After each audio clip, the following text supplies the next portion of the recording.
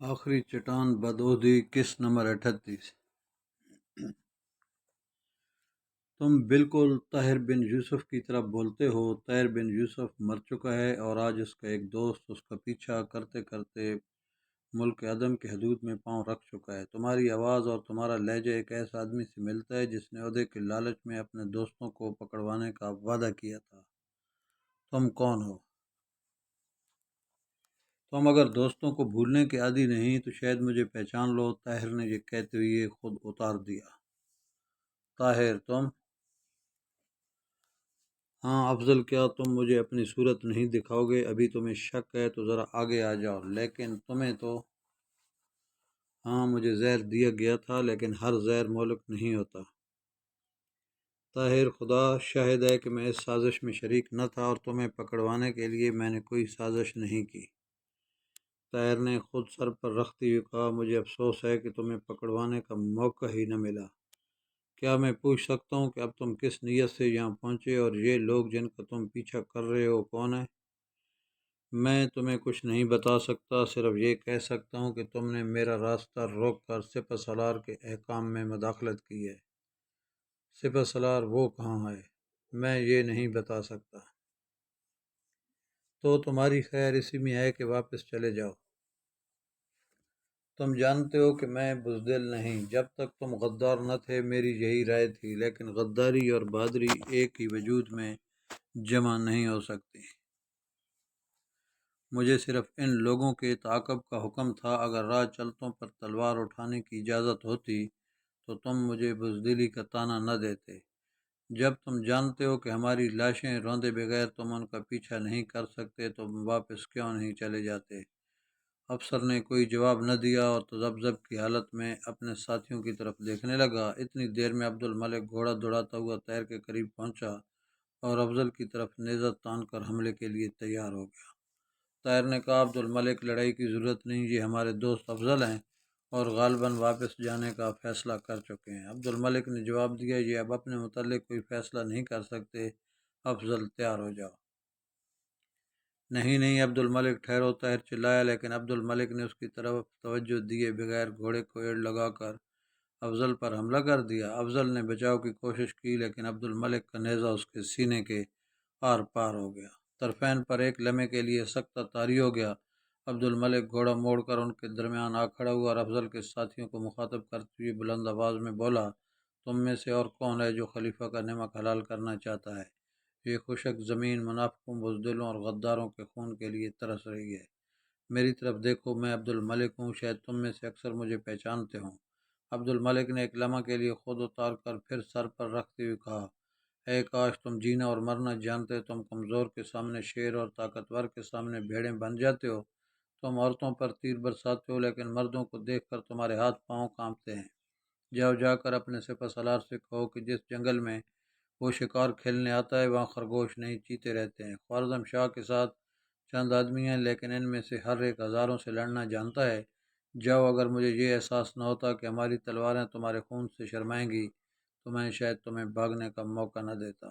افضل کے ساتھی یکے بعد دیگرے کھسکنے لگے اور تھوڑی دیر میں میدان خالی ہو گیا۔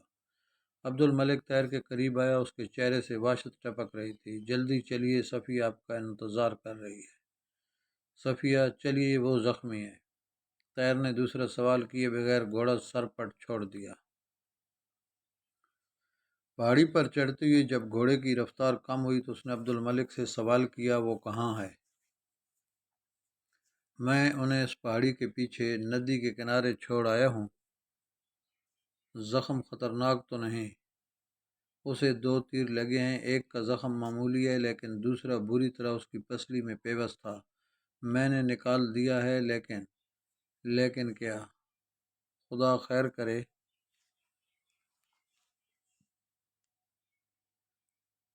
صفیہ پتھر سے ٹیک لگائے بیٹھی تھی، سعید اسے پانی پلا رہا تھا۔ طاہر کو دیکھا تو وہ اٹھ کر کھڑی ہو گئی، وہ گھوڑے سے کود پڑا۔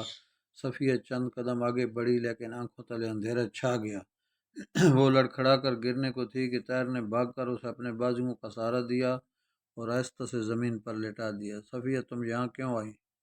طاہر نے درد بھری آواز میں کہا۔ صفیہ نے اپنے چہرے پر ایک مغموم مسکراہٹ لاتے ہوئے کہا، اب ان باتوں کا وقت نہیں، دیکھیے یہ ندی کس قدر چھوٹی ہے لیکن اس کا پانی کس قدر شفاف ہے۔ دریائے دجلہ بہت بڑا ہے لیکن اس کے گدرے پانی سے گھبرا گئی تھی۔ آپ کے گاؤں کے نخلستانوں میں بالکل اس قسم کی ندیاں بہتی ہوں گی، ٹھنڈے میٹھے اور شفاف پانی کی ندیاں۔ میں ان کی تلاش میں جہاں پہنچ گئی، تیر کے چند ساتھی اس کے قریب آ پہنچے۔ عبد الملک انہیں لے کر ایک طرف ہو گیا۔ صفیہ نے کہا، آپ مغموم کیوں ہیں؟ میری طرف دیکھیے، میں خوش ہوں۔ ہاں، میں اس ندی کے متعلق کہہ رہی تھی، اگر میں مر جاؤں تو مجھے اس ندی کے کنارے چھوڑ جائیے۔ نہیں نہیں صفیہ، تم ٹھیک ہو جاؤ گی، تمہارے زخم معمولی ہیں۔ میں تمہیں ان نخلستانوں میں لے جاؤں گا جن میں ٹھنڈے میٹھے اور شفاف پانی کی ندیاں بہتی ہیں۔ اب حوادث کے طوفان کی کوئی لہر ہمیں ایک دوسرے سے جدا نہیں کر سکے گی۔ صفیہ نے کہا، اور ہم پر صبح گھوڑوں پر سوار ہو کر صحرا کی سیر کے لیے جایا کریں گے۔ ہاں صفیہ، میں وعدہ کرتا ہوں، اور میں آپ کے ساتھ نیزہ بازی کی مشق کیا کروں گی، اور پھر میں نخلستانوں میں پھول تلاش کیا کروں گی، اور جب آپ لڑائی کے لیے جایا کریں گے تو میں ریت کے ٹیلوں پر چڑھ کر آپ کی راہ دیکھا کروں گی۔ ہاں صفیہ۔ صفیہ کی آنکھوں سے آنسو بہہ نکلے۔ اس نے ہچکی لیتی ہوئی کہا، اب مجھے موت کا کوئی غم نہیں، آپ میرے ہیں، آپ میرے ہیں۔ اس نے آنکھیں بند کر لیں۔ صفیہ صفیہ، طاہر نے ابدیدہ ہو کر کہا۔ صفیہ نے آنکھیں کھولیں لیکن کوئی جواب نہ دیا۔ طاہر نے عبد الملک کو آواز دی، وہ بھاگتا ہوا آگے بڑھا۔ طاہر نے کہا، اسے غش آ گیا ہے، پانی لاؤ۔ پانی کے چند گھونٹ حلق سے اتارنے کے بعد صفیہ کے چہرے پر کچھ تازگی آ گئی۔ اس نے نحیف آواز میں کہا، شاید میں سو گئی تھی۔ اس نخلستان میں شفاف پانی کا چشمہ پھوٹ رہا تھا، میں وہاں کھڑی تھی، اور آپ گھوڑے پر سوار ہو کر کہیں جا رہے تھے، کہیں بہت دور۔ اس نے پھر آنکھیں بند کر لیں۔ اس کے چہرے پر نیلاہٹ چھا رہی تھی۔ وہ آہستہ آہستہ کہہ رہی تھی، آپ دیر نہ لگائیں، فوج یہاں سے ایک منزل دور۔ عبد الملک نے اس کی نبض پر ہاتھ رکھا اور پھر طاہر کی طرف دیکھا اور انا للہ و انا الیہ راجعون کہہ کر سر جھکا دیا۔ طاہر دنیا و مافیہ سے بے خبر اس محبت و وفا کے پیکر مجسم کی طرف دیکھ رہا تھا۔ عبد الملک نے صفیہ کے چہرے پر اپنا رومال ڈال دیا اور طاہر کو بازو سے پکڑتے ہوئے کہا، طاہر اٹھو، حوصلے سے کام لو۔ طاہر اٹھ کر کھڑا ہو گیا۔ وہ عبد الملک کی طرف دیکھ رہا تھا، اس کی آنکھوں سے وحشت ٹپک رہی تھی۔ عبد الملک نے آنکھوں میں آنسو بھرتے ہوئے ہاتھ پھیلا دیے۔ طاہر بے اختیار اس کے ساتھ لپٹ کر سسکیاں لینے لگا۔ عبد الملک نے کہا، طاہر، شاید دنیا میں کوئی انسان اس قابل نہ تھا جس کے لیے وہ زندہ رہتی۔ تھوڑی دیر بعد طاہر کے ساتھی ندی کے کنارے اس کی لاش کو پتھروں کے انبار تلے دفن کر چکے تھے۔ طاہر نے چند جنگلی پھول چنے اور صفیہ کی قبر پر بکھیر دیے۔ عبد الملک نے کہا، چلو طاہر، اب دیر ہو رہی ہے۔ طاہر نے گھوڑے پر سوار ہو کر سعید سے پوچھا، سپہ سالار کتنی فوج کے ساتھ آ رہا ہے؟ 20,000 کے ساتھ۔ طاہر نے عبد الملک سے کہا، وزیر اعظم کا خط مجھے دو۔ طاہر نے خط پر سرسری نگاہ ڈالنے کے بعد کہا، تو مولب وہاں پہنچ چکا ہے، اب بغداد کا خدا حافظ۔ عبد الملک نے کہا، مجھے ڈر ہے کہ سلطان نے ہمارے مشورے کے خلاف بغداد کا رخ نہ کر لیا ہو، ہمیں ان کے پاس جلد پہنچنا چاہیے۔ چلو، طاہر نے گھوڑے کو ایڑ لگاتے ہوئے کہا۔ راستے میں سعید سے چند سوالات پوچھنے کے بعد سعید کو پتہ چلا کہ وہ راستے میں سپہ سالار کی فوج سے کترا کر نکل آئے تھے، لیکن ہراول کے ایک دستے نے انہیں ایک پہاڑی پر سے گزرتے دیکھ کر ان کا تعاقب شروع کر دیا تھا۔ سلطان جلال الدین خوارزم شاہ کے ساتھ قریباً 2500 جان باز تھے۔ بغداد سے کشمور کی قیادت میں 20,000 سپاہیوں کی آمد کی خبر سنتے ہی اس نے 2,000 سپاہیوں کو گھات میں بٹھا دیا اور خود 500 سپاہیوں کے ساتھ آگے بڑھ کر ایک پہاڑی پر خلیفہ کی افواج کا انتظار کرنے لگا۔ اسی اثناء میں اسے خبر ملی کہ خلیفہ کا ایک اور سالار مظفر الدین 10,000 سپاہیوں کے ساتھ شمال مشرق سے اس کے گرد گھیرا ڈالنے کے لیے یلغار کر رہا ہے۔ وزیر اعظم کا مکتوب پڑھنے اور طاہر، عبد الملک اور سعید سے چند سوالات پوچھنے کے بعد جلال الدین کو یقین ہو چکا تھا کہ خلیفہ کے سپاہی اسے ہر قیمت پر گرفتار کرنے کی کوشش کریں گے۔ اگر وہ یہاں سے بچ کر نکل گیا تو بھی وہ اس وقت تک اس کا تعاقب کریں گے جب تک وہ تاتاریوں کے ہاتھ نہیں آ جاتا۔ جب کشمور کی فوج دکھائی دی تو سلطان نے طاہر کے ہاتھ میں صلح کا جھنڈا دے کر اسے صلح کی بات چیت کے لیے بھیج دیا۔ طاہر نے کشمور کے سامنے یہ درخواست پیش کی کہ اول تو بغداد جانے کے لیے راستہ نہ روکا جائے۔ سلطان کو یقین ہے کہ خلیفہ کی خدمت میں حاضر ہو کر وہ اس کی غلط فہمیاں دور کر دے گا، ورنہ اسے یہاں ٹھہر کر خلیفہ سے پیغام رسانی کا موقع دیا جائے۔ اگر یہ دونوں درخواستیں ناقابل قبول ہوں تو سلطان واپس جانے کے لیے تیار ہے، بشرطے کہ اس کا پیچھا نہ کیا جائے۔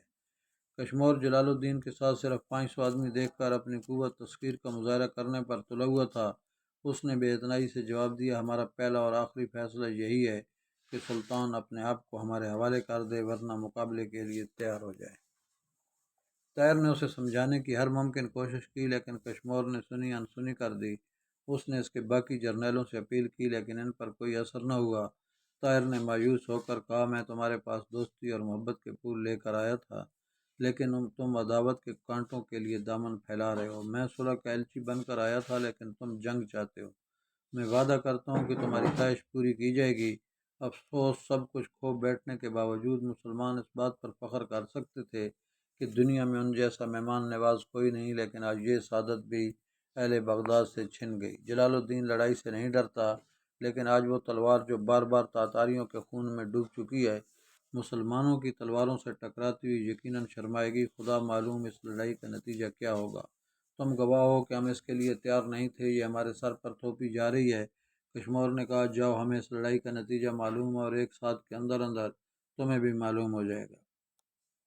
طاہر نے گھوڑے کی باگ سنبھالتے ہوئے کہا، مجھے صرف ایک بات معلوم ہے اور وہ یہ کہ خوارزم کی طرح بغداد کی عظمت کے دن بھی گنے جا چکے ہیں اور ہم میں سے کسی ایک کی فتح دونوں کی شکست ہوگی۔ طاہر نے گھوڑے کو ایڑ لگا دی اور آن کی آن میں سلطان کے پاس پہنچ گیا۔ کشمور کی فوج کے عرب سپاہیوں کے لیے مہمان نوازی کے متعلق طاہر کا طعنہ ناقابل برداشت تھا۔ ان میں سے اکثر نے یہ فیصلہ کیا کہ وہ لڑائی میں حصہ نہیں لیں گے۔ ایرانی اور ترک سرداروں میں سے بھی بعض تذبذب میں تھے، اس لیے کشمور نے موقع کی نزاکت محسوس کرتے ہوئے فوراً حملہ کرنے کا حکم دے دیا۔ جلال الدین نے اپنے عقب میں چھپی ہوئی فوج کو ہدایت بھیج کر کشمور کی فوج کا مقابلہ کیا۔ بغداد کی فوج کے قلب اور دونوں پہلوؤں پر چن کر حملے کرنے کے بعد اس نے پسپائی شروع کر دی۔ کشمور نے یہ سمجھتے ہوئے کہ سلطان میدان چھوڑ کر بھاگ رہا ہے، اس کا پیچھا کیا۔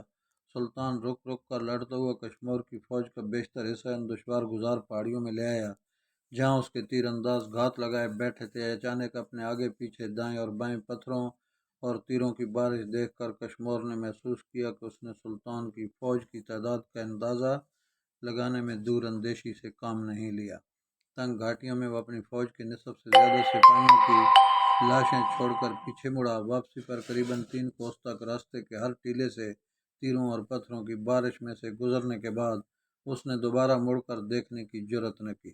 چند کوس کشمور کا تعاقب کرنے کے بعد سلطان واپس چلا آیا۔ راستے میں مظفر الدین کے 10,000 سپاہیوں سے اس کی مٹ بھیڑ ہوئی۔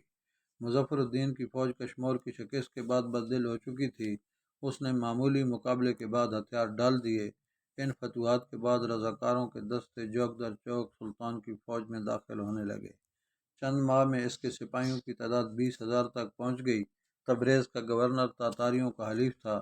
سلطان نے اسے غداری کی سزا دینے کے لیے تبریز کی طرف پیش قدمی کی۔ گورنر تاتاریوں کی مدد کا انتظار کیے بغیر بھاگ گیا اور سلطان نے شہر پر قبضہ کر لیا۔ تبریز پر قابض ہونے کے بعد سلطان نے آس پاس کے چند اور علاقے فتح کیے۔